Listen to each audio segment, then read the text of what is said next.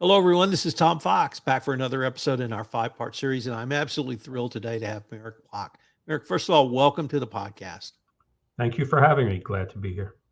Meric, could you tell us what you're currently up to? Sure. So at the current time, I have a consulting practice where I focus only on workplace investigations. And the thrust of the practice is really helping corporate clients either establish an effective investigations program, maybe optimize it, evolve it to the next level. Also, training of investigators and coaching. One of the things that I'm finding that helps clients is after you've done the training, after you help them establish the framework, and then it's really working to grow their teams case by case and learning from each case. So it's keeping me busy. Just finished my fourth book. And this fall, I started as an adjunct professor at Fordham University Law School in New York, working with them, teaching a course on investigations, not surprising. So it's been busy 7, 8, 9 months. I must say, Fordham is developing a powerhouse in compliance. You're one of several people I've heard that have associated with them as either an adjunct professor or some other role. We're going to watch that space. But Merrick, what I really wanted to visit with you on is how Speak Up, how the investigation process, and indeed Speak Up more generally might help improve a compliance program. Many people think of Speak Up as, well, that's just a hotline and someone calls in and said, I have a problem or I saw something. And that's certainly one way to use it. But a true culture of Speak Up is much more encompassing. How have you seen a culture of Speak Up? Let me just start with your specialty in investigations. How can that help improve a compliance program, not simply address an issue?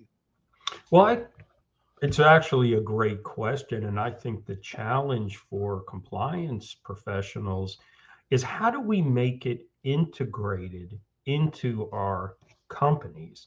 And how do we make it meaningful?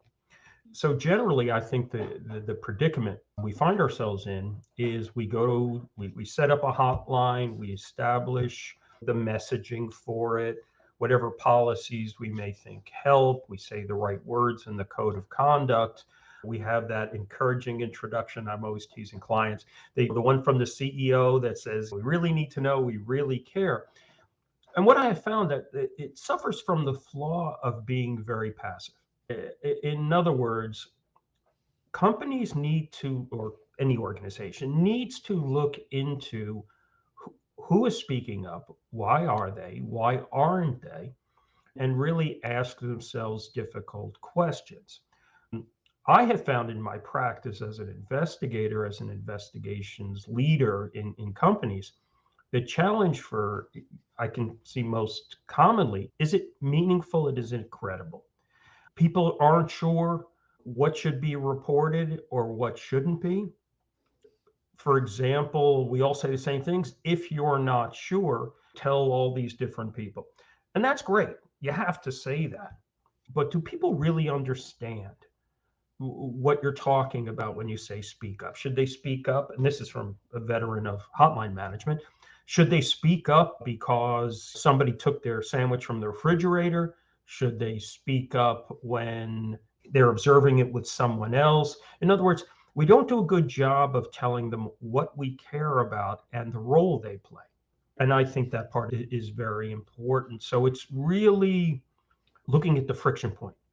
It's not just how, we have this, we have this, we have an additional policy, we have a brand new poster, we give out squishy balls on compliance day.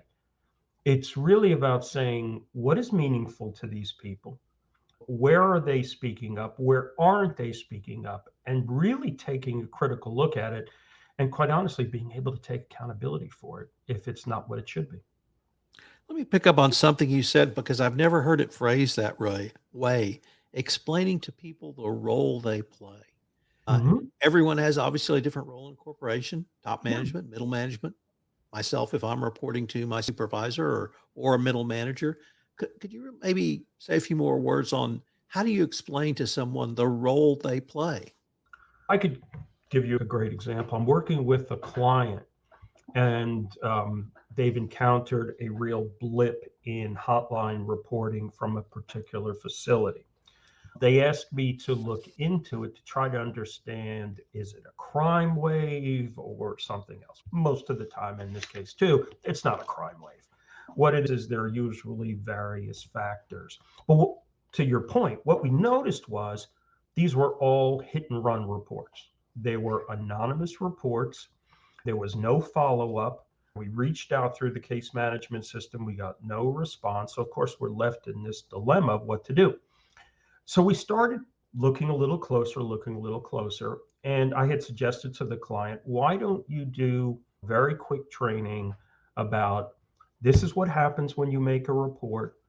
Your role is not just to say, I'm unhappy. I wanted you to know about it. Now go fix it. It's really, you're an information source. You have a need and an obligation to cooperate with us. This is what we need if you expect us to help us. This, and quite honestly, we explained, because they were all coming in anonymously, we actually explained to them, look, when we receive an anonymous report, these are the practical consequences. So let's be clear. We weren't saying don't make an anonymous report. We were actually saying, please realize that it's not as valuable as when we can engage with somebody.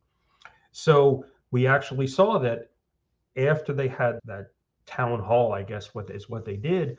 Now all of a sudden, the reports are more meaningful, more identified. And even when they're anonymous, they know to check in. They know to give us more details because we're looking into potentially improper conduct, not I'm unhappy. And then, of course, one thing led to another. Now we've been asked to do training for managers about when someone comes to you with a concern, here's what we need you to do, here's what we don't want you to do, and more importantly, this is how you engage with the person, and these are some of the things you can say. Because again, what I've observed professionally is companies say, if you have a problem, the first person you talk to is your manager. Great idea. Then they've done nothing to educate the managers about what to do when someone contacts you. I just want to throw in a quick point. It's both the reporters and my manager example. I do not doubt people's good faith. In fact, I haven't found anyone who didn't care. It's just we haven't told them how to care. And I thought that made a big difference. I find that incredibly fascinating by putting what I heard you say is use the word obligation. And by putting some obligations on reporters or those who Mhm. might raise their hand and speak up, that actually engages them more. Is that correct? Yes. Now, by the way, when I'm saying engaging them more, I'm not saying unless you show us prima facie evidence, we're not going to do anything, nothing like that. But we all have in our company policies, if there's an investigation, you have a duty to cooperate. And that, of course, comes from common law hundreds of years ago, this idea of good faith and fair, the duty of good faith and fair dealing, where you have an obligation to help your employer. It's one of the things you get for the paycheck. And we said, look, you're a company employee. You have an obligation to cooperate with the inquiry. Now, when I'm talking about cooperating, I mean having a follow up interview where you can get the bigger context, you can kind of pressure test the information, you can fill in some gaps. Because the other thing to remember is a reporter is telling you what's important to them. And it's much like when you go to the doctor and you explain what hurts, it's not necessarily what you need to know, or let's be more accurate, it's not necessarily all that you need to know. So I find that it works, and it has positive results for the reporter as well. Let me go back to a point you started with is in this example, which was lack of reporting in one area, whether it be a business unit, whether it be a geo region, whether it be a plant. What does the lack of reporting communicate to a compliance professional or chief compliance officer, and how can they take steps to address that? Great question, and I think it's something in all the roles I've had that's always true. Now, of course, the $64,000 question is why. And there are a lot of reasons. And I've seen things where people have said, well, in Asia Pacific, their culture is not a speak up culture. And I think we've all kind of grown past that. What I see in other culture, in other parts of the world, for example, where you tend to see underreporting. You don't really see it that much in Western Europe anymore. You don't really see it in the US and Canada. What often comes from is, I think, the distance. And what I mean by that is many of us who've worked for multinationals, they're headquartered in Western Europe, they're headquartered in the US. And when they get to other parts of the world, it's like the message and the thrust of the message kind of peters out. And what you find is if people are afraid to speak up, this has been my experience. If they're afraid to speak up, it's not because they're afraid of going against the culture as much as they don't know how it's going to help them. So they may think, for example, and I think this is ubiquitous, this is not geographic, they may think you're just interested in protecting the company, which means you're only interested in protecting my manager. Or I believe that HR has simply done the manager's bidding, so why should I tell you you're just going to do the same? In other words, that really passive message of tell us gets lost when you haven't put it in the hands of people in other parts of the world who see it as a distant message and it's lacking relevance to where they are sitting today. And it's not this overwhelming cultural thing. That's just been my view. So when I was in a multinational corporate legal department, I often used to say that when you drop a pebble in the lake, by the time it got overseas, it was a tsunami. And then the people in the Asia Pacific region would say the same thing when it came back to America when they dropped a pebble in the lake. But wow, what I heard was completely different. You dropped a Yeah. pebble in the lake, but it completely petered out. Yeah. And I think it does because, and again, I'm a multinational refugee like you, is that I think one of the things I also see when you get away from headquarters is this kind of idea of this riff off of from Fiddler on the Roof is let headquarters be well far away from us. And then it's the idea of, look, we don't want to get headquarters involved. And I have seen this where some people in other regions might say, if this goes to headquarters, people in headquarters are going to think we don't know how to do our jobs. So notice that it's not a fear of losing face, of vindictiveness.